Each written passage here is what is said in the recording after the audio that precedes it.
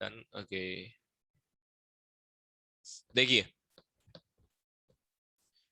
ये जो हमारा चैप्टर है बड़ा स्पेशल है, बड़ा मस्त चैप्टर है ये। चैप्टर का नाम है कैमरे में बंद अपाहिज। बेसिकली हमारी एक पोयम है।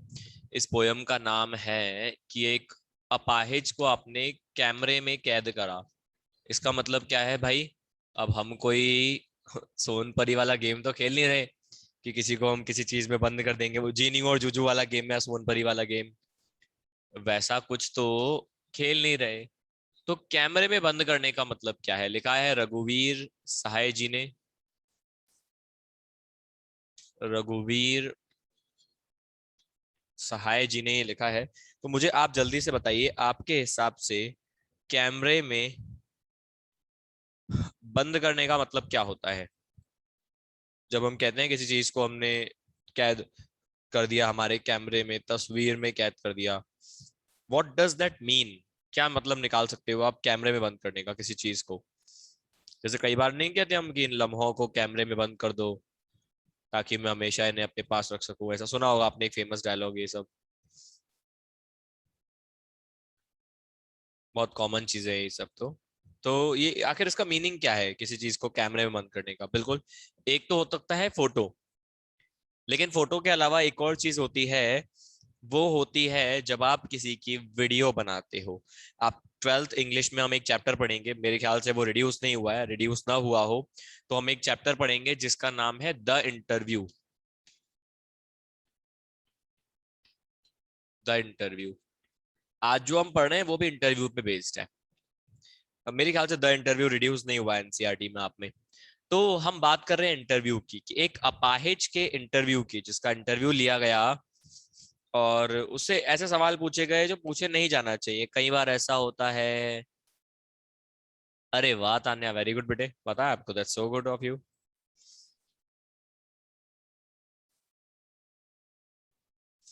सहेलियां तो बोले तान्या पढ़ती नहीं है, तान्या तो पढ़ती है।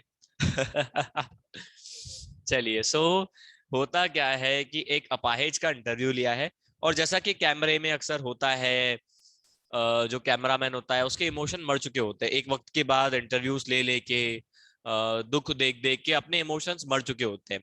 तब एक जर्नलिस्ट की अगर आप नजर से देखते हो, तो जो सब कुछ है, दुख हो चाहे सुख हो, वो हमारे लिए मसाला हो जाता है एक जर्नलिस्ट के लिए।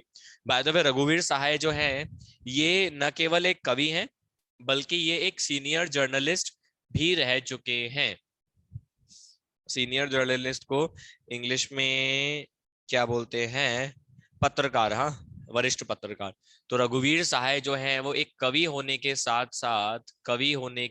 साथ, एक पत्रकार भी है। और एक पत्रकार जो होता है वो काफी ज्यादा ऑब्जर्व करता है चीजों को। पत्रकार बहुत ज्यादा अलग अलग जिंदगियों को देखता है। आप और मैं खाली अपनी जिंदगी को देखते हैं। हमने अपने अलावा किसकी जिंदगी को देखा होगा? बहुत कम जिंदगियों को हमने देखा होता है। हाँ, पोपटलाल फॉर एग्जाम्पल। एक पत्रकार जो होता है ना, बहुत ज्यादा ऑब्जर्व करता है, उसने गरीब से गरीब और अमीर से अमीर हर किसी की जिंदगी को देखा होता है। तो रघुवीर सहाय जी एक इंटरव्यू के बारे में जिक्र कर रहे हैं। इंटरव्यू किसके बारे में है? ये इंटरव्यू एक विकलांग का है। आइए डायरेक्टली शुरू करते हैं हम अपने क्लास को। पहले सबसे पहले रघुवीर सहाय के बारे में अगर हम बात करें, तो रघुवीर सहाय आपको आधुनिक हिंदी कविता के प्रमुख हस्ताक्षर हैं। अर्थात जो मॉडर्न हिंदी पोएट्री है उसके सबसे जो स्टार्टिंग के पोएट आपको मिलते हैं, उनमें से नाम आता है एक रघुवीर सहाय जी का। हिंदी में बोला गया है आधुनिक हिंदी कविता। आधुनिक, आधुनिक, आधुनिक का मतलब होता है आज के जमाने में चलने वाला। आधुनिक हिंदी कविता। आधुनिक हिंदी कविता का मतलब है modern Hindi poetry. Modern Hindi poetry, ठीक है। Modern Hindi poetry. क्लियर है? ये बात बताओ, क्लियर है? तो मॉडर्न हिंदी पोएट्री में अगर आप देखोगे तो इनका नाम आपको मिलता है सबसे पहले जो शुरुआती कवि थे उनमें। फिर इन्होंने काफी सारी पोयम लिखी है, सड़क, चौराहा, दफ्तर, अखबार। आप देखोगे तो ये बहुत सिंपल टॉपिक्स पर है। और जो मॉडर्न कविता है, चाहे वो इंग्लिश हो चाहे हिंदी हो, जो सिंपल टॉपिक पे लिखता है ना, वही सही माना जाता है। एक समय था जब बहुत ज्यादा डीप टॉपिक चाहिए होते थे, अब जो है वो सिंपल टॉपिक चाहिए होता है। सिंपल टॉपिक की मांग ज्यादा होती है, कहीं पर भी आप जाओ। फिर आप इनकी प्रमुख रचनाएं देखोगे तो एक मैगजीन आती थी, संपत दूसरा संपत का, ये समतक, समतक नाम का एक मैगजीन था, उसमें इन्होंने लिखा है 1951 में, अगर आप देखते हो। और सीढ़ियों पर धूप, आत्महत्या के विरुद्ध, ऐसे काफी सारी इनकी क्रिएशंस है। हैदराबाद से निकलने वाली एक पत्रकारिता थी जिसका नाम था कल्पना, यानी मैगजीन, उस मैगजीन के लिए उन्होंने लिखा। कुल मिला के काफी सारा लिखा। अवार्ड्स के नाम पे इनको साहित्य अकेडमी मिला। ठीक है, अवार्ड्स की बात करें तो इनको साहित्य अकादमी यानी साहित्य अकेडमी पुरस्कार मिला। हिंदी में अकादमी बोलते हैं, इंग्लिश में एकेडमी बोलते हैं। ये इनको मिल चुका है पुरस्कार। और इसके अलावा अगर डेथ की बात करें तो 1990 में इनकी जीवन लीला समाप्त हो गई थी। Basically his life ended in 1990।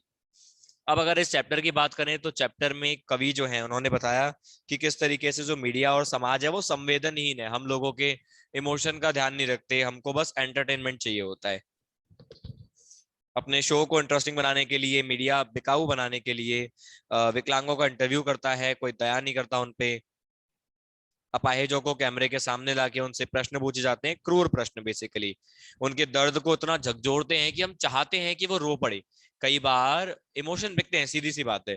तो जानबूझ के उनसे सवाल पूछ पूछ के कोशिश करते हैं उनको रुलाने की, कि सामने वाला रो जाए, जिससे ऑडियंस जो है वो बहुत रिलेट कर पाए, अरे वाह बेचारा कैसा था यार ये।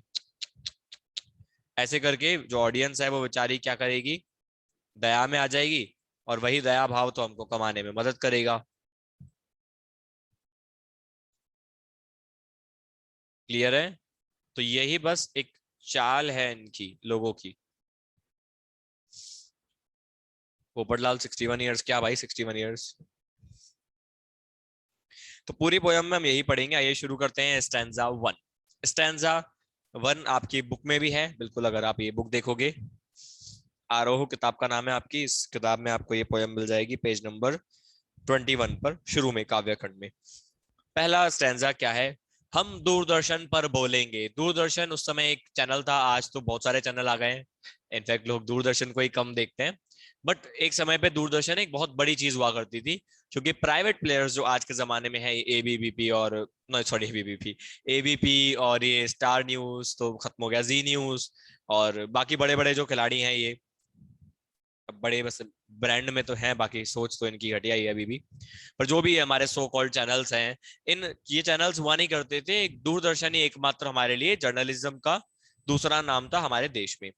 उस जमाने की बात है कि हम दूरदर्शन पे बोलेंगे, हम समर्थ शक्तिवान, हम एक दुर्बल को लाएंगे एक बंद कैमरे में, उससे पूछेंगे, उससे पूछेंगे तो क्या आप अपाहिज है? समझो बात को, क्या कहा जा रहा है कि हम क्या करेंगे इंटरव्यू, सबसे पहले क्या करेंगे, हम दूरदर्शन पर बोलेंगे। दूरदर्शन का मतलब है यहाँ पे एक चैनल पर हम लोग बोलेंगे। क्या करेंगे? हम समर्थ शक्तिवान। समर्थ शक्तिवान मतलब हम भगवान की दया से हमारे पास बराबर हाथ पैर है, हम अपाहिज नहीं है। वो अपाहिज है जिसको हम लोग लेकर आ रहे हैं। ठीक है, जिसको लेकर आ रहे हैं वो अपाहिज है, और हम समर्थ शक्तिवान है। हम क्या करते हैं, एक दुर्बल को लेकर आएंगे। दुर्बल मतलब एक कमजोर, एक अपाहिज व्यक्ति को हम लोग लेकर आएंगे, एक बंद कमरे में उसको बिठाएंगे। बंद कमरे से मतलब है जहां पे इंटरव्यू लिया जा रहा है, उसमें उसको बिठाएंगे कैमरे में, एक बंद कमरे में। और उससे क्या पूछेंगे? तो आप अपाहिज है। इससे बुरा क्या सवाल होगा? ये तो वैसा ही है, रोड पे किसी का एक्सीडेंट हो गया, चार लोग इकट्ठे होके उससे पूछ रहे हैं, भाई साहब एक्सीडेंट हो गया क्या? बताओ, ऐसा होता है कि नहीं होता? होता है कि नहीं होता बताओ? कई बार होता है ना कि मान लो आपका रोड पे एक्सीडेंट हो गया और लोग आ जाते हैं आसपास, फिर पूछ रहे होते हैं बड़ी मासूमियत से, अरे भाई साहब एक्सीडेंट हो गया क्या? तो वैसा ही है ये, कि अरे भाई साहब आप अपाहिज है। तो आप क्यों अपाहिज है? मतलब सवाल क्या होगा, आप अपाहिज है तो क्यों है? जन्म से हैं, आपको पोलियो था, या कोई एक्सीडेंट हो गया, या कोई और प्रॉब्लम हो गई, आप अपाहिज क्यों हैं? अच्छा, तो आपके अपाहिज होने से क्या आपको दुख होता है? दुख होता है तो कितना होता है, कैसा होता है, इस तरह के सवाल पूछे जाते हैं इन लोगों से, अपाहिज लोगों से। फिर जो बंदा है, जो भी इंटरव्यू ले रहा है, जर्नलिस्ट, वो अपने बंदे को बोलता है, कैमरा वाले को, अरे कैमरा इसको बड़ा बड़ा दिखाओ, यानी होता ना जूम कीजिए, ध्यान से दिखाइए, इस पर जूम कीजिए। तो वैसा ही वो कह रहा है, इस पे जूम कीजिए, इसको बड़ा बड़ा करके दिखाओ कि ये देखो कैसे वो अपंग है, कैसे वो अंधा है, या कैसे उसकी टांग मुड़ी हुई है। उसको हाईलाइट करो बेसिकली, कि कैसे वो बंदा अपंग है, इस बात को हाईलाइट करो। हाँ तो बताइए आपका दुख क्या है, मतलब आपको किस चीज से परेशानी है, आखिर क्या क्या दुख आपको होते हैं। मतलब अगर एक बंदा अंधा है तो वो बताए कि मैं अंधा हूं तो मुझे क्या परेशानी होती है, बहरा है तो क्या परेशानी होती है, लंगड़ा है तो उसे क्या परेशानी होती है। बेसिकली उसकी परेशानी उसको बताना पड़े, इस बात पे मजबूर किया जा रहा है उसे, कि बताओ तुम्हारी परेशानी क्या है, तुम्हारा दुख क्या है, जल्दी बताइए वह दुख बताइए। बता नहीं पाएगा, होता क्या है, उससे दुख पूछते हैं, बताइए दुख बताइए, पर वो बेचारा अपना दुख बता नहीं पाता। अब कैसे बताएगा, आप बताओ। एक अपंग व्यक्ति वैसे ही वो परेशानी में है, और आप उसको झकझोर रहे हो ताकि वो रो पड़े और ऑडियंस को देखने में मजा आ जाए। ऑडियंस को कई बार होता है ना कि, अच्छा जीवन लाल पता नहीं कौन है, कि दुख देखा जाए, दुख देखने में लोगों को मजा आता है आजकल। आजकल क्या, हमेशा से। तो पहले स्टेंजा में यही दिखाया जाता है, लेकिन जो आखिरी में बंदा है वो दुख नहीं बता पाता स्टेंजा में। अब बताओ, यहां तक कोई डाउट, एक बार देख लो आपकी बुक में, देख लो कोई डाउट हो तो, कम ऑन बताइए, देख लो बुक में।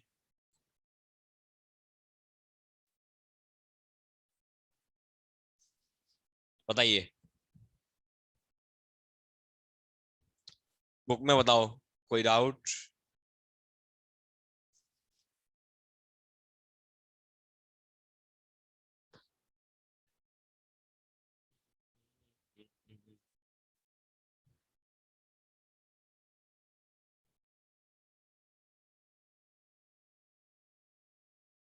अरे यार वो 4:30 ना समझ रहे हो, कोई डाउट नहीं है।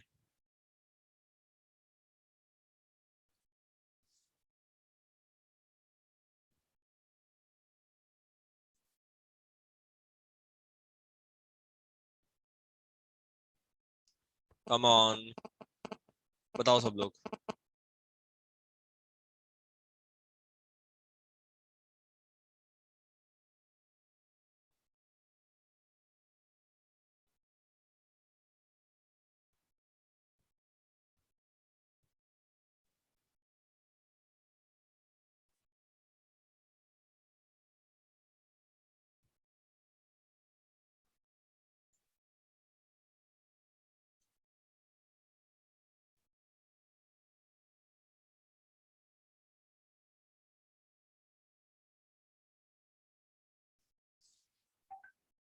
जले पे नमक, मैम ऐसा ही होता है। देखो मीडिया को करना पड़ता है because they want to sell. ठीक है, मीडिया को दर्शक नहीं मिलते, ग्राहक मिलते हैं, उनको बस बेचने से मतलब है।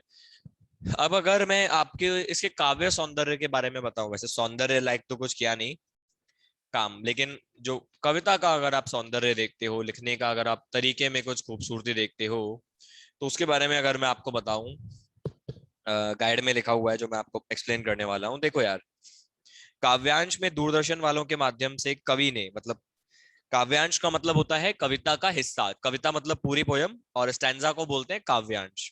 जब एक पोयम के हम हिस्से की बात करते हैं उसे हम कहते हैं काव्यांश। हाँ चले, तो यहाँ पर बताया है कैसे जो मीडिया कर्मी होते हैं, जर्नलिस्ट होते हैं, वो कैसे संवेदनहीन होते हैं। संवेदनहीन का मतलब जिनमें इमोशन कम हो या न हो।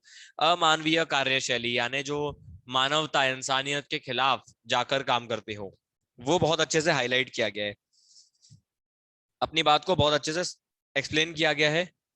और किस तरीके से जो मिथ कथन होते हैं, मिथ कथन यानी किस तरीके से झूठ बोले जाते हैं, यानी मीडिया वाला दिखाना कुछ और चाहता है पर असल में कुछ और दिखा रहा है। मतलब वो, उसको कोई संवेदना नहीं है कि आपका दुख दूर करेगा, बस आपके दुख को वो बेचना चाहता है। तो ये मिथ कथन है, यानी आप बोल तो ऐसे रहे हो कि आप मदद करना चाहते हो, बट आप असल में मदद नहीं करना चाहते हो।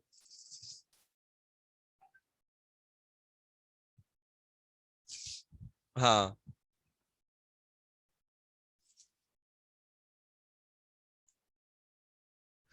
तो ये चीज बहुत अच्छे से हाईलाइट की है। तीसरा एक अच्छा पॉइंट है, यहाँ पर है ना एक शब्दों का इस्तेमाल किया गया है, भी, ही।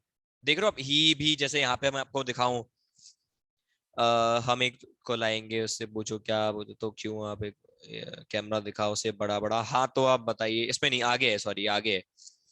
काव्य सौंदर्य जल्दी लिख दिया गया, पर ये सेकंड स्टैंजा के लिए सूट करेगा। तीसरा, अगर आखिरी में आप देखोगे तो व्यंग प्रधान है। व्यंग का मतलब होता है, व्यंग का मतलब होता है सैरेकेज्म। व्यंग का मतलब होता है सैरेकेज्म, ठीक है।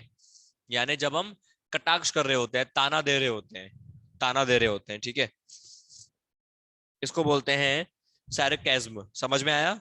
सैरेकेज्म। अगर आपके पास गाइड है तो एक बार आप देख लो, चलिए गाइड हो तो अगर आप देख लो, ठीक है। बताओ मुझे, गाइड हो तो, कोई डाउट है कि नहीं? जल्दी बताइए, कम ऑन।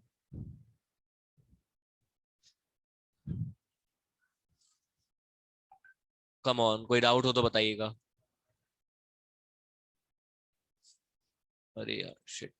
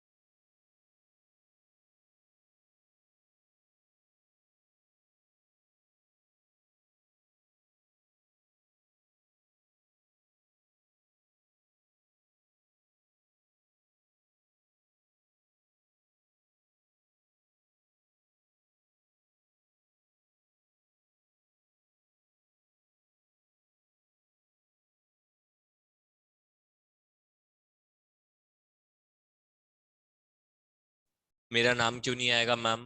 चैट हिमांक, मेरा नाम क्यों नहीं आएगा भाई? ऐसा हो सकता है कि, अच्छा ऐसे, शुक्ला सर का नाम आएगा भाई, शुक्ला सर का पीसी है। चलिए, I hope the first stanza is clear भाई। पहला स्टैंजा क्लियर हो गया आपको, चलिए सेकंड स्टैंजा।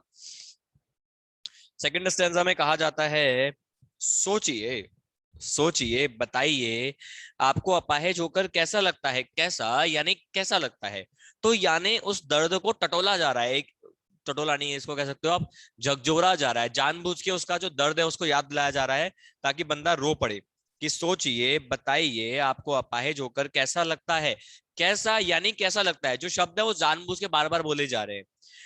हम खुद इशारे से बताएंगे कि कैसा, कि ऐसा, ठीक है। और हम जानबूझ के, है ना, जो जर्नलिस्ट है ना, वो उसको एहसास दिला रहा है, उसको याद दिलाने की कोशिश कर रहा है कि तुम्हें ये परेशानी होती होगी, तुम्हें ये परेशानी होती होगी। जानबूझ के पॉइंट आउट कर रहा है उसके, जैसे मान लो अगर आंख नहीं है, कान नहीं है, पैर में कोई प्रॉब्लम है, जानबूझ के पॉइंट आउट कर रहा है कि तुम्हें ये प्रॉब्लम है, तो बार बार उसे याद दिलाने की कोशिश कर रहा है। फिर वही कह रहा है, सोचिए बताइए, थोड़ी कोशिश तो करिए। और मन में क्या कह रहा है, जो ब्रैकेट है ना, ये मन में कहा गया है, समझो। जो ब्रैकेट है ना वो मन में कहा जा रहा है, और जो बाहर है वो रियल में कहा जा रहा है। तो मन में क्या वो कह रहा है, अरे ये अवसर खो देंगे, मौका अच्छा है, जो दर्द है बयां कर दीजिए, जो दर्द है बता दीजिए, वरना आप मौका खो देंगे। सोचिए, थोड़ी कोशिश करिए बताने की, आखिर आपको क्या क्या परेशानी होती है इस दर्द से। आप जानते हैं कि कार्यक्रम रोचक बनाने के वास्ते हम पूछ पूछ कर आपको रुला ही देंगे, ये सच है। कार्यक्रम को अच्छा बनाने के लिए जानबूझ के कोशिश की जाती है कि रुला दिया जाए। जिस किसी को आप रुला दो, पोयम हिट हो जाएगी, कार्यक्रम हिट हो जाएगा। कार्यक्रम के लिए चाहिए ही क्या? जैसे आपने वो कौन सा नाटक है, एक मेरे ख्याल से डांस इंडिया डांस है ना, या इंडियन आइडल करके कुछ है, टीवी पे चलता है, देखा है आपने? उसमें वो हमेशा ही रोते रहते हैं। आपने देखो, जो डांस वाला जीत के जाता है मेरे पापा ऑटो चलाते थे, हम बड़ी मुश्किल से काम करते थे। फिर वो एक हीरोइन है, कौन है गाने वाली, कौन, नेहा कक्कड़ सिंगर है जो, वो रोने बैठ जाती है, वो रोने में चैंपियन। जैसे अर्चना पूरन सिंह पहले थी वो हंसने में चैंपियन, जो हो ना हो हंसती थी, ऐसे नेहा कक्कड़ जो हो ना हो वो रोने लगती है। जो जीतता है वो यही बोलता है, मैं पापा ऑटो चलाते थे, मेरे पापा चाय बेचते थे, मेरी मम्मी बर्तन मांजती थी। और फिर वो नेहा कक्कड़ रोने लगती है, ऑडियंस भी रोने लगती है। बताओ ऐसा होता है कि नहीं होता? ऐसे टीवी पे आप देखोगे तो टीवी पे भी क्या होता है आप बताओ, एक इंडियन एक टीवी शो का आप कह सकते हो थीम क्या होती है? एक बहू होगी, देखा है आपने? चाहे वो रसोड़े में कौन था यहाँ, कोई भी आप देख लो नाटक चलता है, उसमें क्या होता है? एक औरत होती है और उसकी जिंदगी में जितने दुख हो सकते हैं वो सारे दुख डाल देते हैं, सारे के सारे दुख डाल देते हैं, और भारत का एक टीवी शो बन जाता है। चाहे वो रसोड़े में कौन सा हो, चाहे वो अनुपमा हो, चाहे आपका कोई भी सीरियल हो, कुछ नहीं है, एक औरत, उसकी जिंदगी में जितने दुख हो सकते हैं सारे दुख बस उसी की जिंदगी में है। उसका पति खराब है, उसकी सास खराब है, उसका ससुर खराब है, सब कुछ उसी की जिंदगी में खराब है, चल गया। बताओ ऐसा होता है कि नहीं होता? तो टीआरपी के लिए आदमी कुछ भी करता है, सेम टीवी वाले करते हैं। वो जबरदस्ती दुख दिखाते हैं, रोना दिखाते हैं कि देखो कितना पेन है इसकी जिंदगी में, है ना। आपको वो दिखाते हैं कि दुनिया में कितना गम है, तुम्हारा कितना कम है, और ऐसे करके काम चल जाता है। तो इस तरीके से जर्नलिस्ट जानबूझकर रुलाने की कोशिश करता है। और फिर वो कहते हैं, इंतजार करते हैं कि बंदा रो पड़ेगा, कि आप भी इंतजार करते हैं। लेकिन हाँ, ये आपसे पूछते नहीं है, जबकि ऑडियंस से वो पूछते नहीं है क्या आप भी इसके रोने का इंतजार कर रहे हो। जबकि सच तो यही है कि जो ऑडियंस भी कम नहीं है हमारी, ऑडियंस भी बड़ी मक्कार है। ऑडियंस भी और क्या कर रही है, बस वो भी तो रोने का इंतजार कर रही होती है। आप मानो या ना मानो, आप मानो या ना मानो, हम भी जब मूवीज देखते हैं तो कहीं ना कहीं हमारा माइंड, या टीवी में हमारा माइंड लोगों का दुख देखने के लिए बेताब होता है। वरना हमको कई बार पता होता है मूवी में दुख आएगा, फिर भी क्यों हम देखते हैं। किसी ने अगर एंड गेम देखी हो, हमको पता है एंड गेम में जो आयरन मैन है वो चुटकी मारेगा और मर जाएगा। वो जो लड़की है नताशा, क्या नाम था, नताशा नाम था, वो मर जाएगी। और कौन था जिसका मड़ी निकाली थी, एक विजन, विजन मर जाएगा। या कई मूवीज पे हमने देखा होगा, शेरशाह अगर आपने देखी हो, हमें पता है शेरशाह मर जाएगा, फिर भी हम लोग देख रहे होते हैं। तो कई बार लोगों को दुख देखने में भी मनोरंजन मिलता है। बहरहाल, अगर हम इसके काव्य सौंदर्य की बात करें तो पहली चीज तो यहाँ पे है अव्यय। अब अव्यय क्या होते हैं? अव्यय का मतलब होता है एक्स्ट्रा वर्ड्स।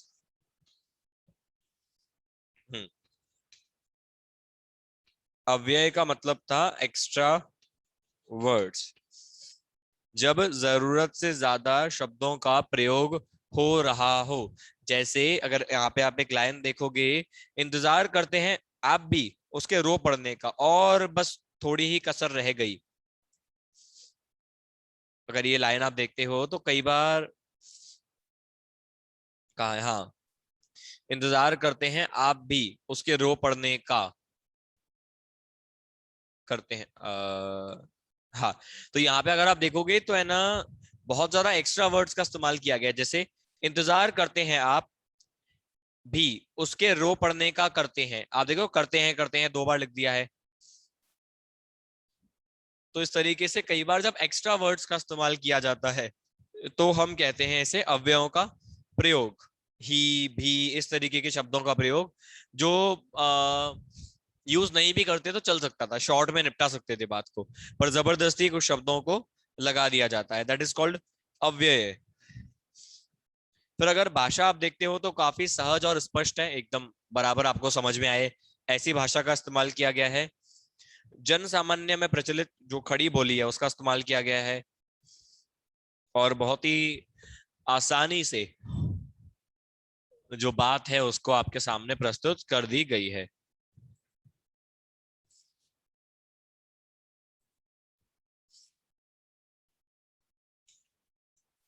क्लियर है? देखो, फिर भाषा की मारक क्षमता, मारक क्षमता का मतलब है कि कितनी वो गहराई से उतरती है आपके दिल में। भाषा वो बहुत अच्छी है, सीधी सादी भाषा है, बहुत अच्छी भाषा है। व्यंग बहुत गहरा है, व्यंग मतलब कटाक्ष बहुत गहरा किया है, क्रिटिसाइज बहुत अच्छे से किया है। ये बहुत खूबसूरत चीज है इस पोयम की। समाज में एक एक प्रमुख स्तंभ मीडिया कर्मियों के वास्तविक चेहरे को बेनकाब करने में सक्षम है। बहुत अच्छी बात है। मीडिया जो होता है, जर्नलिज्म जो होता है, वो हमारे समाज के, हमारे लोकतंत्र के चार स्तंभों में से एक होता है। आपको पता होगा, लोकतंत्र के, डेमोक्रेसी के चार स्तंभ होते हैं, 4 पिलर्स होते हैं। तीन तो आप सबको पता है, जुडिशरी, एग्जीक्यूटिव और लेजिस्लेचर, यानी कानून बनाने वाले हमारे नेता, कानून को चलवाने वाले हमारे मुख्यमंत्री, प्रधानमंत्री, गवर्नर, राष्ट्रपति, और हमारे, हमें न्याय देने वाले हमारे वकील और जज। इन तीनों के बाद आते हैं मीडिया वाले, जो हमारी आवाज उठाएंगे। बस, लेकिन उन्हीं का चेहरा यहाँ पे बेनकाब किया गया है कि हमारी आवाज उठाने वाले सचमुच हमारी आवाज का इस्तेमाल करते हैं खाली।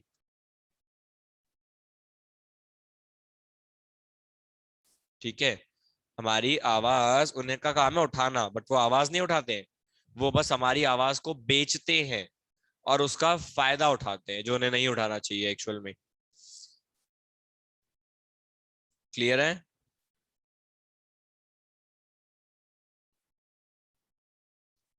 बोलिए जी, क्लियर है नहीं ये बात?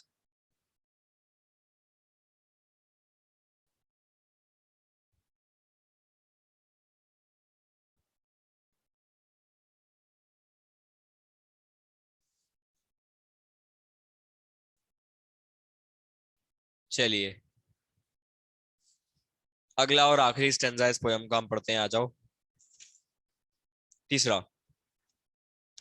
फिर हमने इंटरव्यू तो कर लिया, मतलब चल ही रहा है इंटरव्यू, फिर अगर वो रो गए तो क्या होगा? अगर आपने कभी इंटरव्यू देखा हो किसी ऐसे बंदे का जो अपाहिज है या जिसका दुख दिखाया जा रहा है, तो कोशिश यही होती है कि बस वो एक बार रो जाए, और फिर उसके आंसुओं को हाईलाइट करके पीछे गाना चलाया जाता है। देखा होगा आपने, वो गाना, गाना नहीं, एक ट्यून होती है, वो पी पी ऐसे करके कुछ रोने जैसी, दुख दिखाया जाता है। तो ऐसा ही हो रहा है। फिर पर्दे पर, फिर हम पर्दे पर दिखलाएंगे, क्या दिखलाएंगे? फूली हुई आंख की एक बड़ी तस्वीर, बहुत बड़ी तस्वीर, और उसके होठों पर एक कसमसाहट भी। अब ये देख रहे हो, भी, ये अव्यय है। भी नहीं लिखते तो भी चल जाता है ना, और उसके होठों पर एक कसमसाहट, लेकिन भी लिख दिया, ये अव्यय है। हम फिर क्या दिखाएंगे? उसके फोटो दिखाएंगे, उसकी सूजी हुई सी आंखें होंगी, सूजी सूजी मेरी आंखें टाइप। तो वो रो रहा होगा, आंखों में सूजन है, दुख है, होठों पे कसमसाहट है। कसमसाहट मतलब बेचैनी है, कुछ बोल नहीं पा रहा कोई व्यक्ति, उलझा हुआ है कि कैसे अपने दर्द को बयां किया जाए, है ना, दर्द बयां करने के लिए शब्द नहीं मिल रहे उसे। बहुत बड़ी फोटो मिलेगी। आशा है आप उसे अपंगता की पीड़ा मानेंगे, और ये उम्मीद की जाती है कि जब वो रो रहा है तो वो अपंगता की पीड़ा आप उसे मानेंगे, आपको भी लगेगा कि हाँ भाई वो सच में रो रहा है। एक और कोशिश दर्शक, धीरज रखिए, देखिए, हम दोनों एक संग रुलाने, हमें दोनों एक संग रुलाने हैं। सच है ना? जर्नलिस्ट की कोशिश क्या होती है? आप धीरज रखिए, हम दोनों को रुला के रहेंगे। इधर भी कोई रोएगा तो उधर भी कोई रोएगा, स्क्रीन के इस तरफ भी कोई रोएगा और स्क्रीन के उस तरफ भी कोई रोएगा। यही तो कोशिश होती है भाई। नाटक वही तो अच्छा है जिसे देखकर नाटक को देखने वाले भी रो रहे हो और नाटक के उधर भी रो रहे हो। उधर सास बहू रो रही है, इधर आप रो रहे हो। ऐसे इधर आप इंटरव्यू देख रहे हो तो इंटरव्यू में कोई रो रहा है, और उधर से आप भी रो रहे हो दुनिया भर का दुख देख के। तो कोशिश तो यही की जाती है। आप और वह दोनों, कैमरा बस करो, नहीं हुआ रहने दो, पर्दे पर वक्त की कीमत है।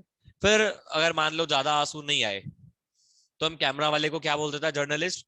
बस बहुत करो, ठीक है, हो गया, इतना रुलाना काफी है, कैमरे पर वक्त की कीमत है। सच है भाई, कैमरे पे जो भी दिखाया जाता है वो पैसे के लिए तो दिखाया जाता है। मीडिया में, मीडिया में चीजें दिखाई क्यों जाती हैं?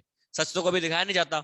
दिखाया वही जाता है जो बिकेगा, क्योंकि उनको कुछ कुछ सेकंड्स के करोड़ों लाखों रुपए मिल रहे होते हैं एडवर्टीजमेंट के। तो कैमरे पे वक्त की बहुत कीमत होती है जो भी दिखाया जाएगा, इसीलिए लिमिटेड दिखाएगा। अब मुस्कुराएंगे हम, बिल्कुल है। जर्नलिस्ट कितना भी दुख दिखा दे, जो एंडिंग होती है वो मुस्कुराहट के साथ होती है। वो ऐसे नहीं बोलता, और बहुत दुख के साथ मैंने आपको ये टीवी का शो और इंटरव्यू दिखाया, अब मिलता हूं कल, ऐसे नहीं बोलेंगे। वो क्या करेंगे? पूरा दुख दिखा के खुद भी रोएंगे, और अगर कोई फीमेल जर्नलिस्ट होगी, कोई लड़की होगी, तो वो ऐसा बड़ा सा रुमाल निकाल के पूरे आंसू आंसू पोंछ के फिर भी लास्ट में मुस्कुराते हुए बोलेगी या बोलेगा। तो ये था हमारा सामाजिक उद्देश्य से युक्त कार्यक्रम, यानी एक सोशल कॉज के लिए हमारा एक कार्यक्रम। ठीक है, और मन में कह रहा होता है बस थोड़ी सी कसर रह गई, यानी जितने आंसू बहाने थे उस अपाहिज से, जितने आंसू निकलवाने थे वो आंसू हम नहीं निकलवा पाए, बस थोड़ी सी कसर रह गई, धन्यवाद। लास्ट में वो कहता है धन्यवाद। अगर इसके काव्य सौंदर्य की आप बात करो तो भाषा बहुत आसान है, बोधगम्य है, मतलब समझ में आ जाए आपको, ऐसी भाषा है। सामान्य रूप से जो शब्दों का प्रचलन है बस वही शब्द इस्तेमाल किए गए हैं। पर्दे के पीछे सच्चाई को बताया गया है कि ये सच है, पर्दे के पीछे हमेशा जो दिखता है वो सच नहीं होता। खासकर ये जो जर्नलिस्ट होते हैं, ये आप हो सकता है आप भी भाई 12th में हो, टीवी देखते हो, आप कई जर्नलिस्ट को अपना एक वो स्टार मान ले, तो मैं भी 12th में था तो मैं भी मानता था कि भाई ये जो जर्नलिस्ट आ रहा है 25 लाख रुपए महीना लेकर, ये हमारे धर्म की बात करता है, हमारे देश की बात करता है, राष्ट्रवादी है। बाद में समझ में आता है कि सब एक से एक चोर है। ठीक है, अभी आप 12th में हो, अभी जब तक कॉलेज पास करोगे आपको ये एहसास हो जाएगा कि ये जो लोग आके कह रहे होते हैं ना पर्दे पे, हमें देश की चिंता है, हमारा चैनल इस देश का सच्चा चैनल है, देश का नंबर 1 चैनल है, फलाना चैनल सबसे आगे, फलाना चैनल के लिए देश सबसे आगे है, वो कुछ नहीं है, फर्जी है। उनको सिर्फ ये पता है कि उनका एक एक सेकंड लाखों का है, उनकी खुद की सैलरी 25 लाख रुपए महीना, 30 लाख रुपए महीना है, और वो कैसे बनी रहेगी, कैसे उनको प्रमोशन मिलेगा, इसके लिए क्या बेचना है, कौन सा क्या पार्टी को अच्छा लगेगा, ये असली चेहरा होता है पर्दे के पीछे। पर्दे के ऊपर जो आपको दिख रहा है वो कभी सच नहीं होता, चाहे वो जर्नलिस्ट हो, चाहे वो मूवी हो। मूवी में भी हम देखते हैं कि सिंघम आ गया, सिंघम देश को बचाएगा, खुद वो पुड़िया बेच रहा है। आप बताओ सच है कि नहीं है? जिसको हम ईमानदार ऑफिसर के रूप में मूवी में देखते हैं सिंघम को, असल में देश को, हाँ असल में देश को बर्बाद करने वाली तबैको वही बेच रहा होता है। अमिताभ जी ने भी कर दिया, हाँ शहनशाह तबैको। तो पर्दे के ऊपर जो है और पर्दे के पीछे जो है वो हमेशा डिफरेंट होता है, और अनफॉर्चुनेटली जो सच्चाई होती है वो हमेशा दुख देती है, जो थैनोस का डायलॉग है, रियलिटी इज ऑफन डिसअपॉइंटिंग। कितने भी देख लो तुम जर्नलिस्ट, कोई सच्चा नहीं मिलेगा आपको, चाहे वो लेफ्ट वाले हो चाहे राइट वाले हो। तो ये बात बहुत अच्छी हाईलाइट की गई है। सामान ये मैंने आपको बता दिया। कवि के विवरण, जो विवरण का विवरण मतलब डिस्क्रिप्शन, ठीक है, विवरण का मतलब होता है डिस्क्रिप्शन। जो तरीका है वो बहुत इंटरेस्टिंग है। आपने देखा ना, मतलब इसको है ना बहुत सीरियस तरीके से भी बोला जा सकता था, पर ये उतना सीरियस है नहीं। मॉडर्न पोएट है भाई, उतना ज्यादा सीरियस तरीके से इन्होंने नहीं लिखा। काफी नाटकीय है। नाटकीय का मतलब होता है जहां पे नाटक इंक्लूडेड हो। नाटकीय का मतलब होता है जहां पर नाटक इंक्लूडेड हो, ड्रामा इंक्लूडेड हो। जैसे इन्होंने बाकायदा सवाल बताए, जब मैंने आपको पढ़ाया तो मैं डायलॉग आपको बोल सकता था, आप देख रहे हो यहाँ पर, अब हम दूरदर्शन पर बोलेंगे, हम समर्थ शक्तिमान, हम एक दुर्बल को लाएंगे, हम एक बंद कमरे में उसे बिठाएंगे, ये सब जो है ये नाटकीय है। यहाँ पे एक तरह से ड्रामा क्रिएट करने की कोशिश की जा रही है, तो इसलिए कहा गया है कि ये नाटकीय है। फिर अगर देखते हो जो व्यंग कथन है, मतलब जो सारे कैज में, उसका प्रयोग बहुत अच्छे तरीके से किया गया है, एक अच्छा मीनिंग दिया गया है और एक अच्छा प्रभाव उत्पन्न होता है। दूरदर्शन प्रस्तुत करवा कर्ता की को व्यवसायिकता से प्रेरित अमानवीय कार्यशैली वाले लोगों के रूप में प्रदर्शित करते हुए कवि ने यह संदेश संप्रेषित किया है। संप्रेषित का मतलब होता है डिलीवर करना, ठीक है। संप्रेषित, संप्रेषित करना अर्थात किसी बात को हाईलाइट करना, डिलीवर करना। डिलीवर करना, किसी मैसेज को डिलीवर करना, जो हम इंग्लिश में नहीं पढ़ते कि इस पोयम में क्या मैसेज डिलीवर किया गया है, what is the message of the poem. तो संप्रेषित करना मतलब भी होता है डिलीवर करना। कि भाई जो दूरदर्शन के प्रस्तुत करता है, यानी जो हम जो टीवी शोज बना रहे होते हैं दूरदर्शन पर या किसी भी चैनल पर, बेसिकली दूरदर्शन यहाँ पर्टिकुलर मत समझना, उस समय दूरदर्शन था, आज सारे चैनल्स हैं, तो आप आज के जमाने के हिसाब से देखो, जो सारे चैनल्स हैं वहां पे अमानवीय कार्यशैली होती है, बस कोशिश यही होती है कि हाईलाइट किया जाए। प्रेरित कि उनकी जो मानसिकता है वो यही है, मानसिकता मतलब आइडियोलॉजी, क्या सोचने का तरीका है, बस वो यही है कि बिक जाए। सामाजिकता का संबंध अनिवार्य रूप से संवेदनशीलता से नहीं होता, से नहीं है। यानी सामाजिकता की अगर आप बात करते हो कि समाज से रिलेटेड अगर कोई चीजों की बात करो, जैसे जर्नलिज्म हो गया, तो वो सामाजिकता है, मतलब समाज से रिलेटेड चीजें हैं, समाज की बातों को हाईलाइट करने वाली चीजें हैं। तो अक्सर उनका जो संबंध है वो संवेदनशीलता से नहीं होता, यानी इमोशन नहीं होते, एम्पैथी नहीं होती। कई बार इमोशंस को नकार कर बातों को हाईलाइट किया जाता है। सामाजिकता का संबंध ये मैंने बता दिया। कई बार सामाजिक उद्देश्य की पूर्ति के पीछे भी व्यवसायिक दृष्टिकोण ही काम करता है, मानवीय एवं संवेदनशील दृष्टिकोण नहीं। इसका मैं आपको एक एग्जांपल दे देता हूं, वैसे तो मुझे नहीं पता एग्जांपल सही है कि गलत है, पर पर्सनली अगर मैं आपको बताऊं तो कई बार ऐसा होता है कि कुछ लोग अपनी इमेज को बहुत अच्छा सेट करना चाहते हैं क्योंकि उससे उन्हें पैसा मिल रहा होता है।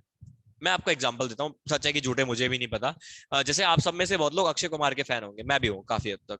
तो जब आप अक्षय कुमार को देखते हो तो आप देखना कि काफी हद तक वो अपनी एक इमेज बिल्ड कर रहे होते हैं एज अ पेट्रियट। आप उनकी मूवीज देखोगे तो एक के बाद एक मूवी उनकी देशभक्ति वाली आ गई थी, आपने देखी होगी। हॉलीडे आ गई, उसमें वो सोल्जर है लेकिन काम डिटेक्टिव का कर रहे होते हैं। वकील वाली जॉली एलएलबी 2 आ गई, उसमें वकील है लेकिन काम पुलिस का कर रहे होते हैं, देखा होगा आपने। वो रुस्तम पावरी वाली मूवी आ गई रुस्तम, उसमें वो नेवी के ऑफिसर है लेकिन पूरी मूवी उन्होंने वकील की तरह काम करके बता दी। फिर वो एक टॉयलेट एक प्रेम कथा आ गई। फिर मेरे ख्याल से ऐसी कोई मूवी आ गई।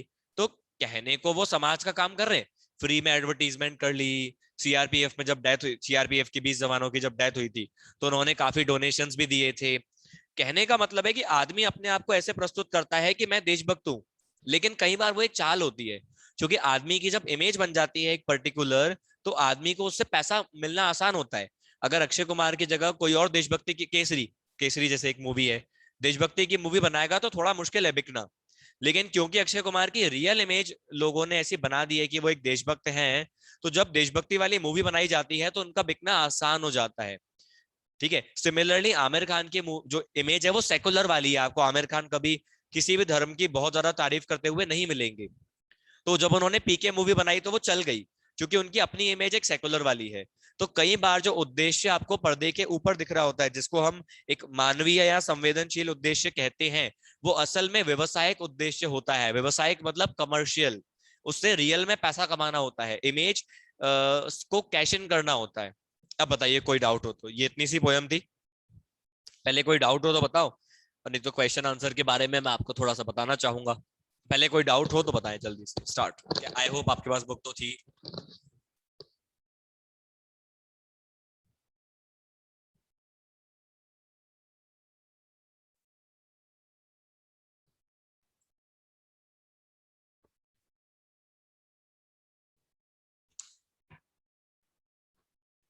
जल्दी अपन, जल्दी, जल्दी कैसे अपन इतनी, अपन जल्दी कैसे इतनी।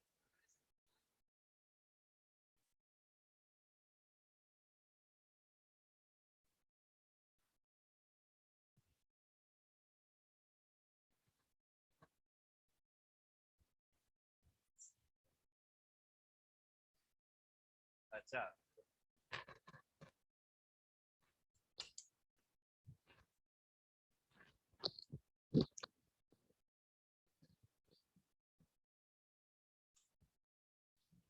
बताओ पहले डाउट है कि नहीं।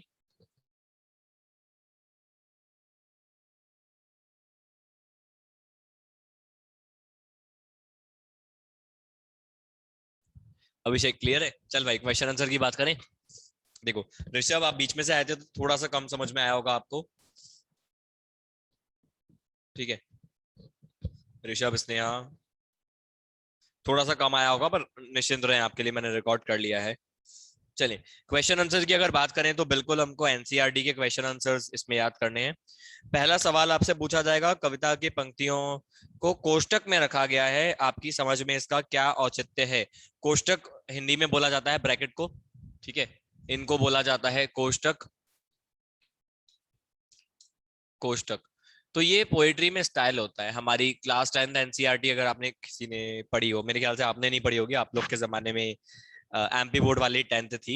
एक अमांडा नाम की पोयम है, अगर आप में से किसी ने पढ़ी हो तो। अमांडा एक पोयम है 10th में, उसमें भी ऐसे है, आधी पोयम ब्रैकेट में आधी ब्रैकेट के बाहर है, ऐसे आपकी पोयम में भी हो रहा है हिंदी में।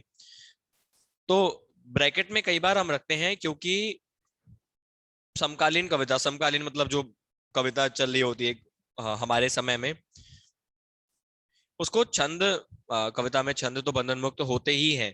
तो अभी जो कविताएं चल रही है उसमें छंद है ना, कई बार बंधन मुक्त है। बंधन मुक्त का मतलब क्या है?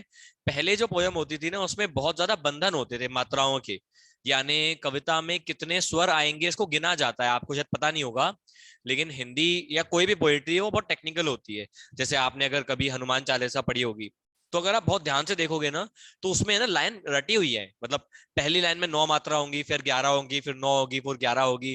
वो एक फिक्स है। अगर आप कभी मानस पढ़ते हो, उसमें आप लाइन पढ़ते हो, मंगल भवन मंगलहारी त्रभुसु दशरथ अजर बिहारी, तो वो ऐसे ही नहीं रखी गई है। उसमें मात्रा गिनी हुई है कि कहाँ छोटी की मात्रा आएगी और कहाँ बड़ी की मात्रा आएगी। पूरा हिसाब किताब है। पर ये सब पहले होता था। आज के जमाने में चाहे इंग्लिश हो चाहे हिंदी हो, जो पोएट्री होती है वो मुक्त होती है। आजकल इतना टाइम किसी पे है नहीं। आजकल बस थोड़ा बहुत समझ में आना चाहिए, चल जाएगा, कोई टेक्निकल इतना लिखा नहीं जाता। इसीलिए जो कविता है वो बंधन मुक्त तो होती ही है। साथ में जो पंक्तियों को समाप्त करने का अंदाज है वो बहुत अलग रहता है। तो यहाँ पे हमने ब्रैकेट का इस्तेमाल किया है, विराम चिन्हों का भी इस्तेमाल किया गया है, ताकि हम ये हाईलाइट कर पाए कि वो जो चैनल वाले हैं वो आपस में क्या बोल रहे हैं। जो ब्रैकेट के बाहर है वो जनता को बोला जा रहा है, और जो ब्रैकेट के अंदर है वो आपस में बोला जा रहा है। फॉर एग्जाम्पल, ये जो लाइन है शुरुआत में कि हम दूरदर्शन पर बोलेंगे, हम समर्थ शक्तिमान, हम एक दुर्बल को लाएंगे, एक बंद कमरे में उससे पूछेंगे, तो आप क्या अपाहिज है? तो आप क्यों अपाहिज है? आपका अपाहिज आपको दुख देता होगा ना, देता है। और फिर आपस में कह रहे हैं क्या? कैमरा कैमरा कैमरा कैमरा में दिखाओ वो कैसा दिख रहा है, ये आपस में कहा जा रहा है। तो ब्रैकेट में वो लिखा हुआ है जो आपस में कहा जा रहा है। तो ब्रैकेट का इस्तेमाल किया गया है यहाँ पे उन बातों को बताने के लिए जो आदमी आपस में कह रहा है, कोष्टक में। तो जो कोष्टक की पंक्तियां हैं उनसे शारीरिक और मानसिक अपंगता का पता चलता है। कार्यक्रम किस पर तैयार हो रहा है? अपाहिज पर। कार्यक्रम के निर्माण के लिए कोष्टक में कही गई बातें निर्देश हैं कि इस तरीके से कार्यक्रम बनेगा।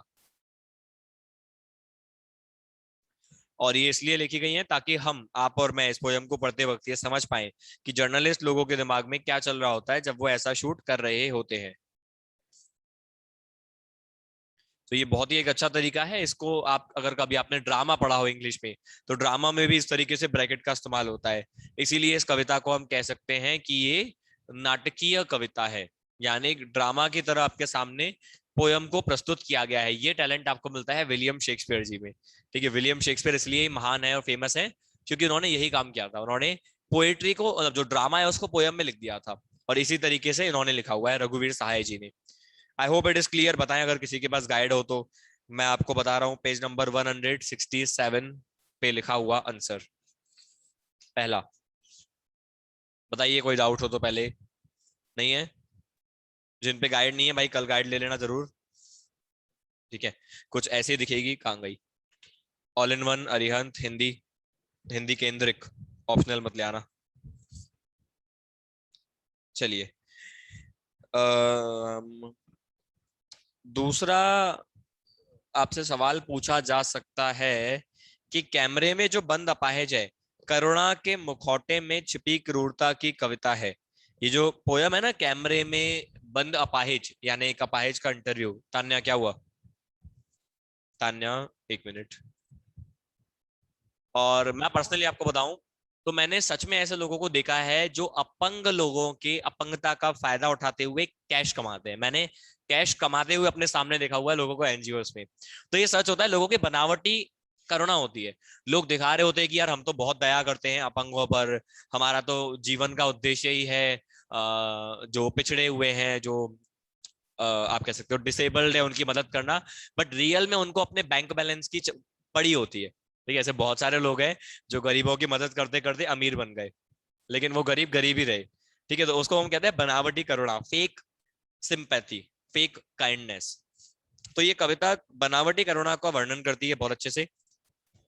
जो दुख दर्द बेचकर प्रसिद्धि और आर्थिक लाभ प्राप्त करना चाहते हैं, ये ऐसे लोग हैं जो दुख दर्द बेचना चाहते हैं। जैसे मैंने बताया ना, टीवी सीरियल वाले, वो बहू को दिखाना चाहते हैं, दुख दिखाना चाहते हैं, इंटरव्यूज दिखाना चाहते हैं, वो लिटरली बेच रहे, गरीबी को बेच के पैसा कमा रहे। ठीक है, इसका मैं आपको एक और एग्जांपल देता हूँ। बहुत सारे लोग हैं जो किताब लिखते हैं हाउ टू बी रिच, आपने शायद नाम सुना होगा ना, how to be rich in 7 days, how to be rich in 1 year। तो ऐसे लोग किताबें लिखते हैं अमीर बनने पे। तो लोग तो अमीर बनते नहीं है, ऐसी किताब बेचने वाले अमीर बन जाते हैं। तो ये वो लोग हैं जो गरीबी बेच के अमीर बनते हैं। ये आपके जर्नलिस्ट भी कुछ ऐसा ही काम कर रहे हैं इस चैप्टर में। ये लोग अपाहिज व्यक्ति को झूठी सहानुभूति दिखाते हैं। सहानुभूति मतलब सिंपैथी दिखाते हैं। फिर बेसिकली टेलीविजन पे उसकी जो दर्द है उसको कुरेदते हैं, बताओ आप कैसे अपंग हो, आपको क्या क्या परेशानी होती है, उसको बेसिकली रुला देते हैं, उसकी आंखें दिखा देते हैं, और फिर टीआरपी अपनी कमा लेते हैं। टीआरपी के लिए यहाँ पे आप देख सकते हो श्रेष्ठता। फिर एक शब्द लिखा हुआ है तमाशा बनाकर उसे फूहड़ ढंग से प्रस्तुत किया जाता है।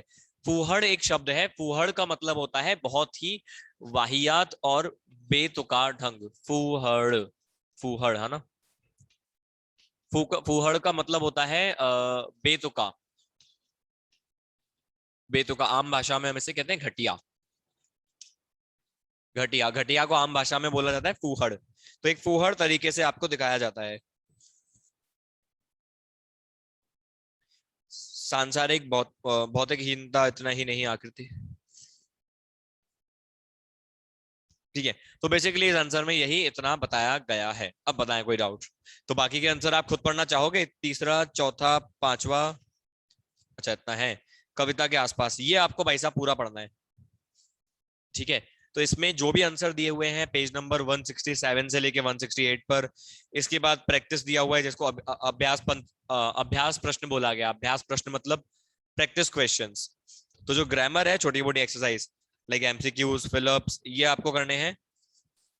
इसमें जो क्वेश्चंस दिए हुए हैं वो आपको नहीं करने हैं अभ्यास वाले में। ठीक है, याद रखना। पेज नंबर 167 से 168 आपको करने हैं क्वेश्चन आंसर्स। 169 से 170 पर जो एक्सरसाइज दी हुई है वो आपको करने हैं, और जो क्वेश्चन आंसर्स हैं वो आपको नहीं करने हैं। बताइए क्लियर है? बोलिए क्लियर है क्या? ये आपको अगले संडे से पहले करके मुझे भेजना है।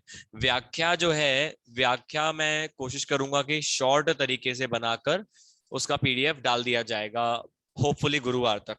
अब बताइए कोई डाउट हो तो पहले, कम ऑन, कोई डाउट हो तो बताएं पहले। Is there any doubt? और भाई साहब बुक जरूर ले लेना। आपकी दो बुकें हैं, आरोह वितान और ये एक अरिहंत वाली गाइड, ये आपको जरूर लेनी है। क्वेश्चन आंसर क्यों नहीं करने? क्वेश्चन आंसर ये मैंने नहीं कहा नहीं करने भाई, इसमें क्वेश्चन आंसर भी आ गए ना। ये एक्स्ट्रा वाले नहीं करने, ओनली एनसीईआरटी के क्वेश्चन आंसर आपको करने हैं। लेकिन जो एक्सरसाइज होती है फिलअप एमसीक्यूज, ये आपको एनसीईआरटी और एक्स्ट्रा दोनों करना है। नालायक क्वेश्चन आंसर से क्यों बचना चाह रहा है? बताइए। ध्रुव, ऋषभ, कोई डाउट हो तो बताओ। कनिका समझ में आया? बताइए भाई। अभिषेक, सर मैंने बहुत जल्दी पूछ लिया सर, आपने बहुत जल्दी पूछ लिया। अच्छा ले ली बोल रहा है, फिर ठीक है।